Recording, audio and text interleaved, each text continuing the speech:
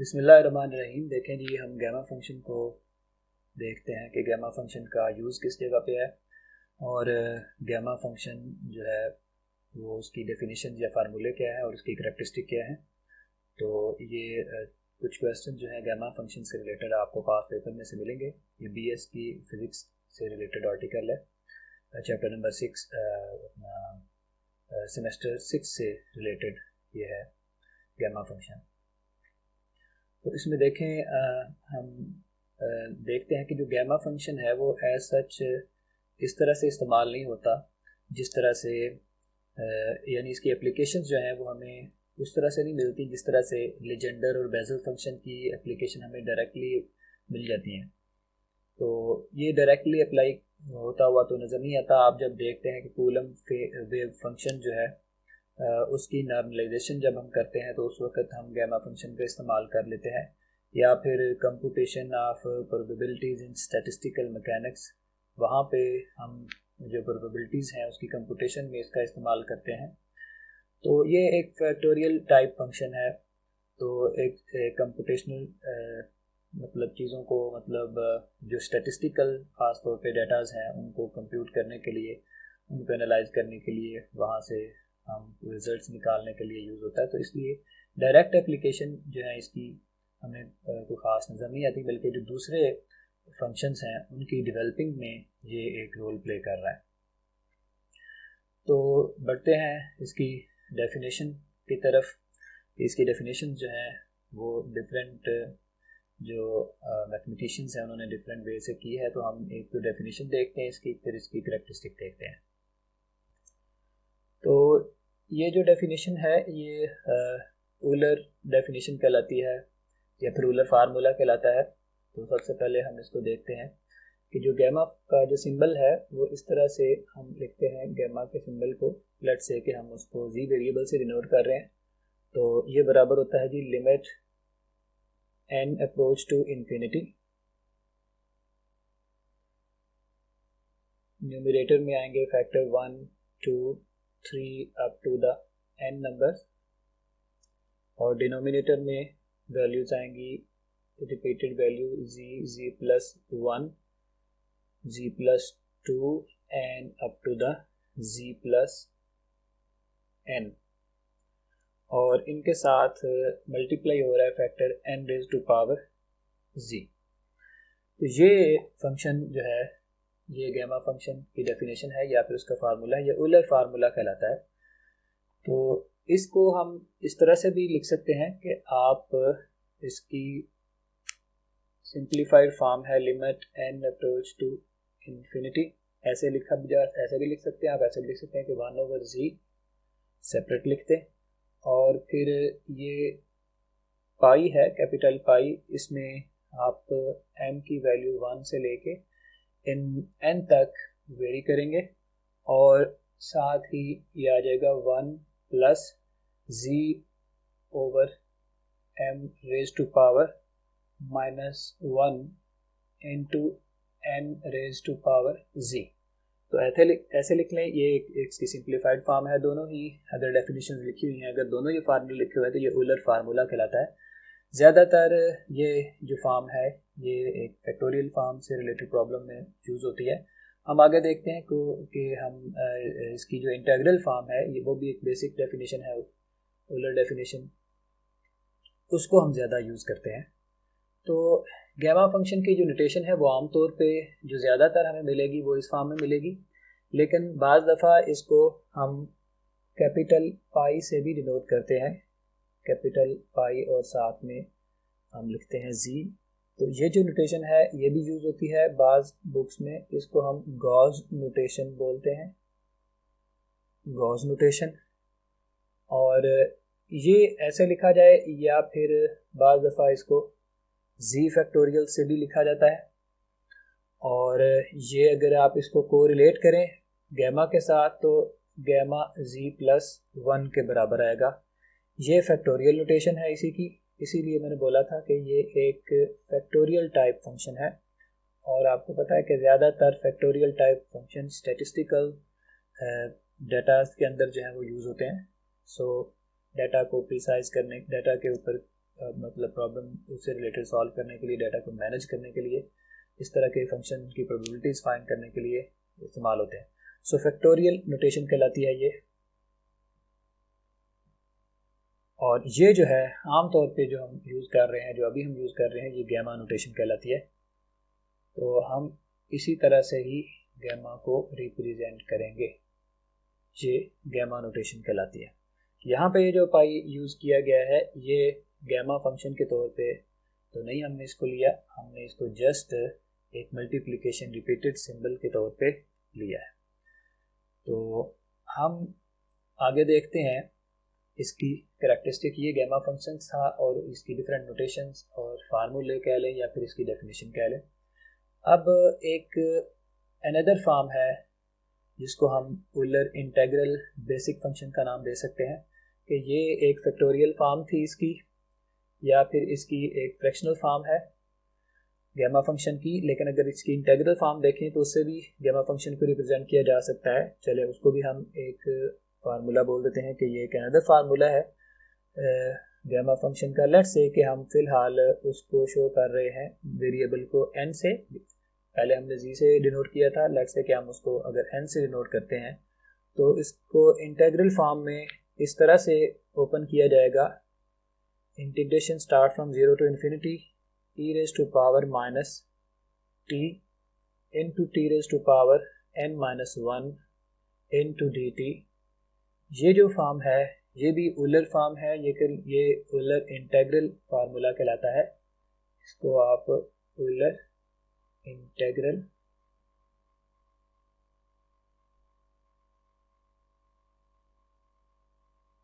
Formula बोल सकते हैं, और इसको हम बेसिक डेफिनेशन भी बोलेंगे क्योंकि ज़्यादातर प्रॉब्लम हम इसी फार्मूले को यूज़ करते हुए ही निकालेंगे।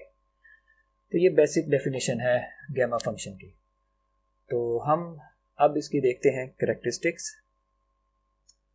हाँ जी, तो देखें हम इसकी कैरेक्टरिस्टिक की जब बात करते हैं तो हम यूलर इंटीग्रल फार्मूला इसका देख चुके हैं गैमा फंक्शन का, लेकिन ये इसकी मॉडिफाइड फॉर्म भी है एक, जिसमें गैमा फंक्शन n को हमने लिखा है that is equal to 2 into integral start from 0 to infinity e raise to power minus t square t into 2 raise to power n minus 1 dt। That is also called modified form of Euler integral. इसी तरह से gamma function को इस तरह से भी लिखा जा सकता है, इसको आप कैरेक्टरिस्टिक बोल दें या फिर उसकी मॉडिफाइड फॉर्म बोल दें यूलर इंटीग्रल की, एक ही बात है। हम इनकी मोस्टली सब की जो कैरेक्टरिस्टिक है इसको प्रूव भी करेंगे, यही एग्जाम में पूछी जाएंगी, तो इसको नोट कर ले प्लीज़। तो ये नंबर 3 पे आ गया। नंबर 4 में है, ये भी इसकी लॉगरिथमिक फॉर्म है, तो इसको भी हम modified form of Euler integral कह सकते हैं। गैमा n जो है, गैमा 1 जो है वो 1 के बराबर है, ये कैरेक्टरिस्टिक पूछी गई है। गैमा n प्लस 1 जो है वो n गैमा n के बराबर है या फिर n फैक्टोरियल के बराबर होता है। इसी तरह से गैमा n प्लस 1 जो है वो 0 to infinity e raise to power minus 1 raise to power 1 over n into dy।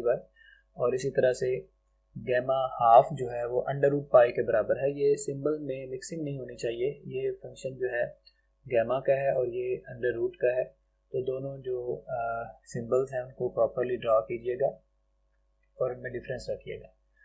तो ये डिफरेंट कैरेक्टरिस्टिक हैं। फर्स्ट 2 जो हमने कैरेक्टरिस्टिक लिखी थी वो वैसे ही उसके बेसिक फार्मूले के अंदर हमने उनको शामिल किया है, तो उसके बाद जो नेक्स्ट कैरेक्टरिस्टिक आ रही थी उनको हमने नोट किया हुआ है। तो पहला उसका जो फ्रैक्शनल फॉर्म में जो फार्मूला था उसको हमने नंबर 1 पे ले लिया, फिर उसकी जो इंटीग्रल फॉर्म थी उसको नंबर 2 पे, उससे आगे जो तरतीब थी वो मैंने इस तरह से लिख दिया है। अब हम इन बारी बारी सब के प्रूफ देखते हैं। तो व्यूअर्स हम देखते हैं कि अब प्रूफ रिलेशन नंबर 3 का, प्रूफ ऑफ रिलेशन नंबर 3। तो अभी आपके सामने जो मैंने रिलेशन 3 लिखा था उसको प्रूव करते हैं। हाँ जी, तो वो रिलेशन था gamma function of n 2 into 0 to infinity integration e raise to power minus t square into t raise to power 2n-1 into D T. ये एक रिलेशन था, उसको हमने प्रूव करना है कि ये भी गैमा फंक्शन के ही इक्वल है, बेसिक डेफिनेशन को ही फॉलो करता है। यानी जिस तरह से बेसिक डेफिनेशन थी वो भी गैमा एन के बराबर थी, तो ये भी गैमा एन के बराबर आनी चाहिए। तो देखें, हम इसमें सब्स्टिट्यूशन करेंगे। यहाँ पे ये जो टी का सिंबल है इसको हम हटा के इसकी जगह पे जो वेरिएबल u है उसको यूज़ करेंगे, तो ये सब्स्टिट्यूशन आ जाएंगी। देखें, हम करते हैं put u is equal to T square, तो यहाँ से हमारे पास t बराबर आ जाएगा u रेज टू पावर 1/2 के। इसी तरह से यहाँ से हम देखते हैं कि अगर डिफरेंशियल लें, क्योंकि हमें रिप्लेस किया है t के सिंबल को u के साथ, तो जिधर जिधर t था उधर हमें u को रिप्लेस करना है और जिधर dt था उधर हमें du को रिप्लेस करना होगा। इसलिए अगर आप इसका डिफरेंशियल लेते हैं du, तो वो बराबर आएगा du is equal to 2t into dt। तो इस तरह से dt निकालें तो वो बराबर आ रहा है du divided by 2t is equal to dt। लेकिन चूंकि t जो है उसको u रेज़ टू पावर 1/2 बोला था हमने, तो इसलिए हम उसको रिप्लेस करते हैं और t की जगह पे हम u रेज़ टू पावर 1/2 लिख लेते हैं। यह आ जाएगा u रेज़ टू पावर 1/2। तो ये dt की वैल्यू आ गई। तो हमारे पास dt की वैल्यू भी मौजूद है। अब ये dt की वैल्यू है, यहाँ पे हम इसको यूज़ कर सकते हैं। t भी हमें चाहिए था और टी स्क्वेयर भी है, तो सारी वैल्यूज़ मौजूद हैं। टी की वैल्यू भी मौजूद है, टी स्क्वेयर की वैल्यू भी मौजूद है। तो ये फंक्शन जो है ट्रांसफॉर्म हो जाएगा टी वेरिएबल से यू वेरिएबल में। So after the using these substitutions we will get the relation gamma N is equal to 2। उसी तरह से रहा। हाँ, अगर आप लिमिट की सब्स्टिट्यूशन देखते हैं तो t में इस जगह पे अगर आप 0 पुट करते हैं, u की t की जगह पे 0 पुट करें तो u की वैल्यू 0 आ जाएगी। अगर आप t की जगह पे इन्फिनिटी पुट करते हैं तो u की वैल्यू इन्फिनिटी आ जाएगी। तो इसका मतलब ये हुआ कि हम लिमिट जो हैं वो उसी तरह से रहेंगी। जब आप फंक्शन को ट्रांसफॉर्म करेंगे t से u की तरफ तो लिमिट उसी तरह से रहेंगी 0 टू इन्फिनिटी। तो यहाँ पे हम लिख देंगे e raise to power minus T square जो है वो u के बराबर आ चुका है। यह आ जाएगा e raise to power minus u, और ये t जो था ये था u रेज़ टू पावर 1/2। ये मैंने लिख दिया u रेज़ टू पावर 1/2, और इस u रेज़ टू पावर 1/2 के साथ हमने होल पावर जो थी इसकी, इसको ऐसे लिख लेते हैं u रेज़ टू पावर 1/2, और इसकी होल पावर थी नेक्स्ट 2n-1। t की जगह पे u रेज़ टू पावर ये आ जाएगा 2n-1, ये होल पावर आ गई। और dt की जगह पे हम पहले ही निकाल चुके हैं, वो du ओवर ये आ जाएगा du over 2 into u raise to power 1/2। तो ये हमारी सब्स्टिट्यूशन के बाद इक्वेशन बनी। इसको हम फर्दर सॉल्व करते हैं। ये आ जाएगा gamma function n to 0 to infinity e raise to power minus u। इसको अगर आप मल्टीप्लाई कर दें तो u रेज़ टू पावर बन जाएगा 1/2, इससे मल्टीप्लाई होगा तो n बन जाएगा। यह आ जाएगा n माइनस 1/2, ये वैल्यू आ जाएगी। और यहाँ से आप इस 2 को बेशक इस 2 से कैंसिल कर दें, ये 2 इस 2 से कैंसिल हो गया। यहाँ पे दोबारा इसको लिखने की ज़रूरत नहीं रहेगी। और ये जो u है इसको हम फ्रैक्शन के ऊपर शिफ्ट करते हैं, तो ये u raise to power minus 1/2 हो जाएगा इंटू du आ जाएगा। इसको देखें, ये आ जाएगा gamma function of n is equal to 0 to infinity. तो ये u raise to power n-1/2 और इसको इकट्ठा कर लें तो ये आ जाएगा e raise to power minus u, और फिर u raise to power n-1/2 और n-1/2 -1/2 -1 के इक्वल आ जाएगा। ये आ जाएगा n-1 इंटू du। तो ये हमारे पास अगर आप देखें कि हमने जो पीछे बेसिक ओलर फार्मूला पढ़ा था रिलेशन नंबर 2 में, तो ये वही था। यानी उसमें हमने सिर्फ इसको t की वेरिएबल्स की हेल्प से लिखा था। वो था gamma function 0 to infinity e raise to power minus t जो बेसिक डेफिनेशन थी गैमा फंक्शन थी into t raise to power n minus 1 dt। ये फार्मूला हमने बोला था कि it is the basic integral form of the gamma function. Gamma function इसके बराबर होता है, तो इसका मतलब अगर टी की फॉर्म की बजाय हम यू की फॉर्म में लिखें तो ये भी गैमा फंक्शन है। तो इसका मतलब ये वाकई जो हम फॉर्म ये लिखी हुई थी ये इसी के ही इक्वल होती है, तो ये भी एक गैमा फंक्शन को ही रिप्रेजेंट करती है। चाहे आप गैमा फंक्शन को ऐसे लिख लें, चाहे आप गैमा फंक्शन को इस अंदाज से लिख लें, दोनों बराबर है। हाँ जी, तो नेक्स्ट हम मूव करते हैं proof of relation number 4। Relation number 4 था gamma N is equal to integration start from 0 to 1 log of 1 over t raised to power n minus 1 into dt। इसको भी हमने बोला था कि ये भी एक मॉडिफाइड फॉर्म है गैमा अपना उलर फंक्शन की। तो इसको भी हम प्रूव करने के लिए इसकी सब्स्टिट्यूशन करेंगे और ये जो वेरिएबल हमें नज़र आ रहा है t की फॉर्म में इसको हम u में कन्वर्ट करते हैं। तो उसके लिए हमें सब्स्टिट्यूशन करनी होगी। तो यहाँ पे हम वो सब्स्टिट्यूशन कर लेते हैं कि आप ऐसा करें कि इसमें पुट कर लें log of 1 over t, ये सारी वैल्यू जो है इसको u के बराबर रख लें। और अगर आप log को दूसरी साइड पे शिफ्ट करेंगे तो हमारे पास वैल्यू आ जाएगी 1 over t equal to e raised to power u। log दूसरी साइड पे एक्सपोनेंशियल में कन्वर्ट हो जाएगा, तो हम इसको इस तरह से लिख लेंगे। अब देखें हम dt की वैल्यू निकालना चाहते हैं। log of 1 over t की वैल्यू तो हमारे पास u के बराबर है, लेकिन dt की वैल्यू नहीं थी क्योंकि हम इस पूरी फंक्शन को u में कन्वर्ट करना चाहते हैं। तो हम इसका फिर दोबारा डिफरेंशियल लेंगे। तो डिफरेंशियल कर लेते हैं log of 1 over t का, तो आपको पता है वो बराबर आएगा 1 over फंक्शन यानी 1 over 1 over t।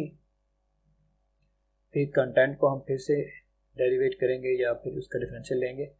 तो इसकी पावर बन रही थी 1 over t था, तो t raised to power minus 1 वो पावर शुरू में लिख देंगे और पावर में से एक लेस कर दिया, फिर साथ डिफरेंशियल आ जाएगा dt के। तो इस साइड पे ये लेफ्ट साइड का डिफरेंशियल था, राइट साइड का डिफरेंशियल जो है वो du के बराबर होगा। ये du के बराबर आ गया u का। तो इस तरह से हमने वैल्यू निकाल ली। अब आप देखें 1 over t ऊपर शिफ्ट हो जाएगा, ये आ जाएगा minus t into t raise to power minus 2 into D t equal to du। तो अब आप इसको देखें तो ये आ जाएगा minus T raise to power minus 1 into D t equal to du। तो यहाँ से du निकालें तो ये आ रहा है माइनस dt, सॉरी, अगर हम dt निकालते हैं तो dt बराबर आ रहा है dt is equal to minus du over t raise to power minus 1। और t raise to power minus 1 हम पहले ही बता चुके हैं ये ऊपर कि ये t raise to power u के बराबर है, इसलिए हम dt को लिख सकते हैं कि it is equal to minus du over du। तो अब हमारे पास वैल्यू आ गई है dt की भी minus du over e raise to power u। तो अगर हम इसको अब सब्स्टिट्यूट करते हैं हमारे पास log of 1 over t जो है ये सारी वैल्यू u के बराबर है। तो देखें हमारे पास रिजल्ट क्या आएंगे। हाँ, हम अगर लिमिट्स की वैल्यू बात करते हैं क्योंकि हमें लिमिट्स को भी ट्रांसफॉर्म करना है, तो अगर हम t की लिमिट्स जो है वो पुट करते हैं इसमें पुट कर लें, t की वैल्यू 0 पुट करें इस फंक्शन में, यहाँ पे लिख देता हूँ।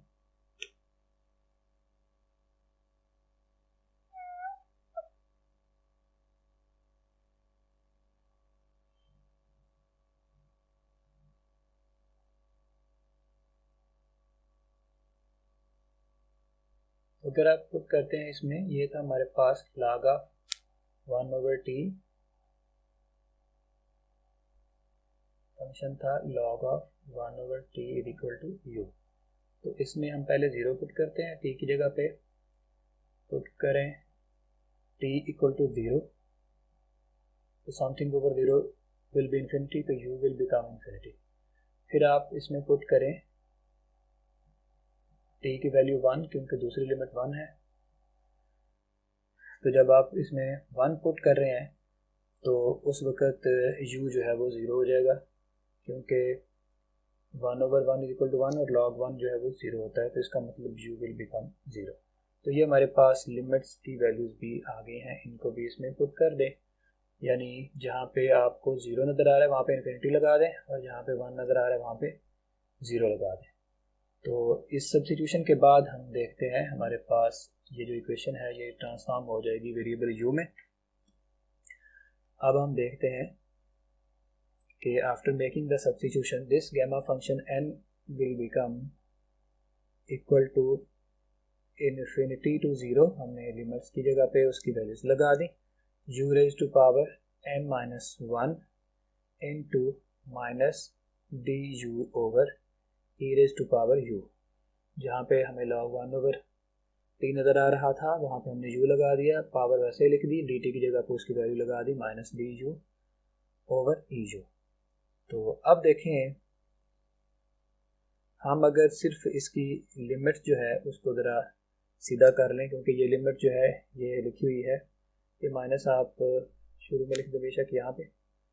तो ये जो लिमिट है इसको अगर आप चेंज करते हैं, इन्फिनिटी से 0 है तो अगर आप इसको 0 टू इन्फिनिटी करते हैं तो आपको एक और माइनस लगाना पड़ेगा, तो वो माइनस मिल के इसको प्लस बना देगा। तो ये आ जाएगा u raise to power n minus 1 और d you over E u. या फिर आप ऐसा कर लें कि e raise to power minus u लिख लें ऊपर, हम ऐसे लिख लेते हैं इसको, ये e raise to power minus u लिख लिया और फिर u raise to power n minus 1 into d u लिख लिया, ये u है। अब e raise to power minus u और u raise to power n minus 1 दोबारा फिर बेसिक डेफिनेशन है यूलर इंटीग्रल की, हम यही पढ़ गए थे। तब हमने लिखा था e raise to power minus t then t raise to power n minus 1 into D t, और ये माइनस माइनस प्लस हो जाएगा। तो दोबारा हमने देखा कि ये उसी फॉर्मेट में आ गया है, 0 to infinity e raise to power minus u then u raise to power n minus 1 into d u. हम इसको पहले वैसे t के सिंबल के तौर पे पढ़ चुके हैं, तो बिल्कुल उसी तरह से ये भी गामा फंक्शन के इक्वल होता है। ये सारी वैल्यू जो है ये गामा फंक्शन के इक्वल है। तो ये भी प्रूफ हो गया कि ये जो फॉर्म है ये भी एक मॉडिफाइड फॉर्म थी यूलर इंटीग्रेशन की, यूलर इंटीग्रल फार्मूले की। तो इसको भी हमने देख लिया। हाँ जी, हम नेक्स्ट रिलेशन की तरफ, करैक्टरिस्टिक की तरफ मूव करते हैं। रिलेशन नंबर 5 मैंने लिखा था पहले, वो क्या था कि गामा 1 जो है उसकी वैल्यू 1 के इक्वल होती है। तो इसका प्रूफ देखते हैं। फिर दोबारा हम जानते हैं कि इसका जो बेसिक यूलर इंटीग्रल फार्मूला है गामा फंक्शन का वो है जी gamma n is equal to 0 to infinity e raise to power minus t into t raise to power n minus 1 into D T. ये इसकी बेसिक फॉर्म थी, basic formula था, वो हमने लिख दिया है।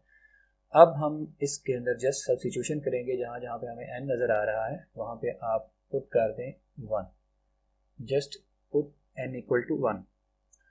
तो then we see that we become gamma 1 is equal to 0 to infinity e raise to power minus t into t raise to power 1 minus 1 into D t. इसको solve कर लें, t raise to power 1 minus 1 जो है ये 0 होता है, ये आ जाएगा 0 to infinity e raise to power minus t into D T, ये 1 बन गया सारा। अब आप इसकी इंटीग्रेशन करें, integration of e raise to power minus t हमें पता है कि बराबर होती है e raise to power minus t के ही बराबर होती है। ये इंटीग्रेशन आ गई इसकी, नीचे माइनस 1 लिखेंगे इस तरह से और लिमिट अप्लाई कर देंगे 0 टू इन्फिनिटी। तो आप इस माइनस को बेशक आप बाहर लिख दें, क्योंकि ये होल माइनस आ रहा था तो ये आ जाएगा माइनस। और अगर आप इसमें लिमिट्स अप्लाई करते हैं तो लिमिट्स अप्लाई करें, पहले अपर लिमिट फिर लोअर लिमिट। तो अपर लिमिट है e raise to power minus infinity और लोअर लिमिट है minus e raise to power minus 0 मतलब 0। तो अब आप इसको इस तरह से लिख सकते हैं, ये माइनस लिख दिया हमने 1 over e raise to power infinity minus e raise to power 0 1 over. तो अब देखें ये e raise to power infinity है, तो हमें पता है कि e raise to power infinity will be equal to infinity, ये 1 ओवर इन्फिनिटी बन जाएगा, माइनस 1 आ जाएगा, something over infinity will be equal to 0, so this value will become 0, 0 minus 1 will be equal to 1, तो गैमा 1 इज इक्वल टू 1। ये हमने relation number 5 देखा था। हाँ जी, तो नेक्स्ट प्रूफ था रिलेशन नंबर 6 का। हमने इसको इस तरह से लिखा था, gamma n plus 1 is equal to n gamma n, या फिर अगर जी वेरिएबल यूज़ किया गया है एन की बजाय, तो फिर हम गैमा जी प्लस 1 को जी गैमा जी लिख सकते हैं। ये एक इम्पोर्टेंट रिलेशन है, एग्जाम में कई बार पूछा भी गया है। तो इसका प्रूफ देखें किस तरह से हम करेंगे। हम जानते हैं इसकी फिर दोबारा बेसिक डेफिनेशन से आगाज़ करते हैं। Since gamma N is equal to 0 to infinity e raise to power minus t into t raise to power n minus 1 into D T, ये हम पहले इसकी बेसिक डेफिनेशन जो है वो पढ़ चुके हैं। अब हम ऐसा करते हैं कि चूँकि हमें n की बजाय यहाँ पे गैमा n प्लस 1 चाहिए, तो हम ऐसा करते हैं कि रिप्लेस कर देते हैं, replace n by n plus 1, ताकि हम रिक्वायर्ड रिजल्ट की तरफ पढ़ सकें। तो ऐसा करने से हमारे पास आ जाएगा gamma n plus 1 is equal to 0 to infinity e raise to power minus t, t जहाँ पे n था वहाँ पे n प्लस 1 लगा दिया, या जाएगा n plus 1 minus 1 into D t. तो हमारे पास सिंप्लीफाई किया तो ये आ जाएगा 0 to infinity e raise to power minus t, t raise to power n into D T. ये इक्वेशन बन गई फिलहाल। अब हम इस इंटीग्रेशन ले लेते हैं। ये हमारे पास दो फंक्शन है, प्रोडक्ट फार्मूला का इंटीग्रल का इसके ऊपर यूज़ करते हैं। तो अगर वो फार्मूला यूज़ करें तो हमारे पास ये देखें इस तरह से रिज़ल्ट आ जाएगा कि हम t raise to power n को इसी तरह से लिखेंगे और इसकी इंटीग्रेशन करेंगे, और इसकी integration e raise to power minus t और माइनस 1 आएगी। लेकिन जब आपने लिमिट अप्लाई करनी है तो आपको पता है वो सब पे अप्लाई होगी। T raise to power n को हमने ऐसा रख लिया, e raise to power minus t over minus 1 इसकी इंटीग्रेशन आ गई, और इस पूरे फैक्टर की जो लिमिट है वो 0 टू इन्फिनिटी हमने अप्लाई कर दी। फिर हम लिखते हैं माइनस, प्रोडक्ट रिलेशन में आपको पता ही है 0 टू इन्फिनिटी उसी तरह से, और जिसकी इंटीग्रेशन हमने कर ली थी, जो इंटीग्रेशन हो गया था फंक्शन, वो दोबारा यहाँ पे आएगा, वो आएगा minus e raise to power minus t. उसको लिखने के बाद हम डेरिवेटिव लेते हैं, जो हमने ये फंक्शन छोड़ा हुआ था पहले, तो इसका डेरिवेटिव आ जाएगा n into t raise to power n into t raise to power n minus 1 d t. इस तरह से हमने इसके ऊपर प्रोडक्ट रिलेशन लगाया है u into v formula integration का, तो ये हमारे पास रिजल्ट आएगा। फर्दर देखें, ये हमारे पास आ जाएगा gamma n plus 1 is equal to magnitude of the function, ये माइनस आप लिख दें इसके साथ, minus T raise to power n over E raise to power T, E raise to power T आ गया, और ये आ जाएगा 0 to infinity plus n into ये बाकी जो रिमेनिंग वैल्यू थी, ये माइनस और ये माइनस प्लस बना दिया हमने, n को हमने बाहर ले लिया, कांस्टेंट है। ये आ जाएगा 0 to infinity e raise to power minus t into t raise to power n minus 1 d t. तो ये हमारे पास एक फॉर्म आ गई है। अब देखें, हमने इसके ऊपर लिमिट अप्लाई करनी है। लिमिट अप्लाई करेंगे तो हमारे पास क्या प्रॉब्लम आ रही है, ये देखें, हम इसके ऊपर लिमिट अप्लाई करते हैं, ये आ जाएगा जी माइनस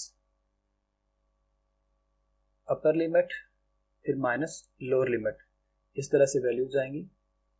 तो जब आप इसके ऊपर लिमिट अप्लाई करेंगे अपर लिमिट, तो अपर लिमिट है minus T raise to power infinity over E raise to power infinity, तो ये इन्फिनिटी ओवर इन्फिनिटी फॉर्म बन रही है, sorry infinity raise to power n आएगा। हाँ जी, तो t की जगह पे हम वैल्यू लगा रहे हैं infinity, upper limit E raise to power infinity, फिर infinity raise to power n। तो ये इन्फिनिटी ओवर इन्फिनिटी फॉर्म है। यहाँ पे एल हॉस्पिटल रूल या एल हॉस्पिटल रूल जो है वो अप्लाई करना होगा हमें। तो उसमें ये है कि आपने ऊपर वाले फंक्शन का और नीचे वाले फंक्शन का डेरिवेटिव करना है।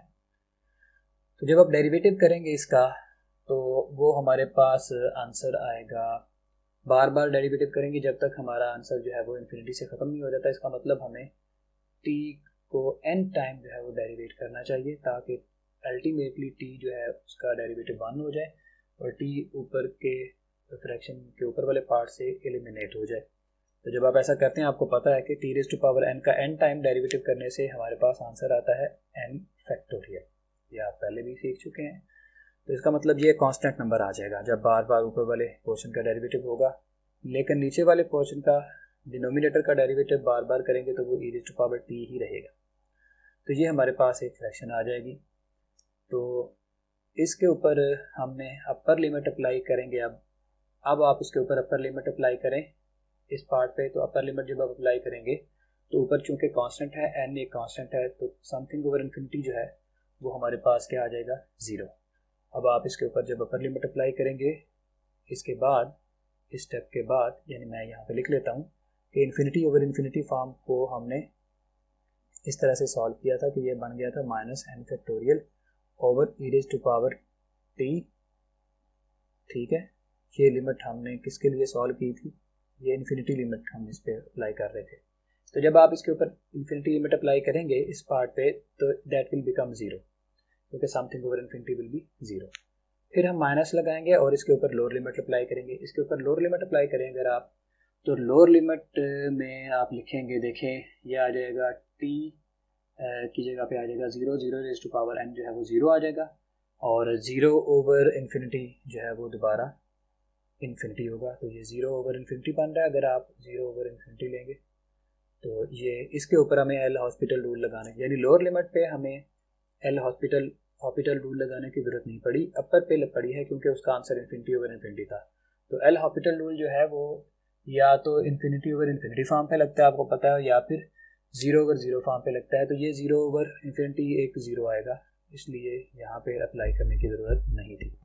तो हमने सिर्फ अपर लिमिट पे एल हॉस्पिटल रूल इस्तेमाल किया, लोअर लिमिट पे हमें ज़रूरत नहीं पड़ी, उसका आंसर पहले 0 आ गया। तो उसके बाद नेक्स्ट वैल्यू उसी तरह से आ जाएगी, plus n into 0 to infinity e raise to power minus t into t raise to power n minus 1 dt। ये हमारे पास इक्वेशन बन गई। ये पहला हिस्सा इसका जो है वो 0 हो चुका है। ये सारी वैल्यू जो थी ये किसके बराबर थी, ये सारी वैल्यू गैमा n प्लस 1 बराबर आ गया, ये सारा फैक्टर 0 हो गया, n मैंने वैसे लिख दिया। और that is also again Euler formula, ये ओलर इंटीग्रल रिलेशन है गैमा फंक्शन का जो कि गैमा n के बराबर होता है। तो यही हमें रिक्वायर्ड था कि हमें इसको प्रूव करना है कि ये n प्लस 1 गैमा फंक्शन बराबर है n गैमा फंक्शन n के। जी।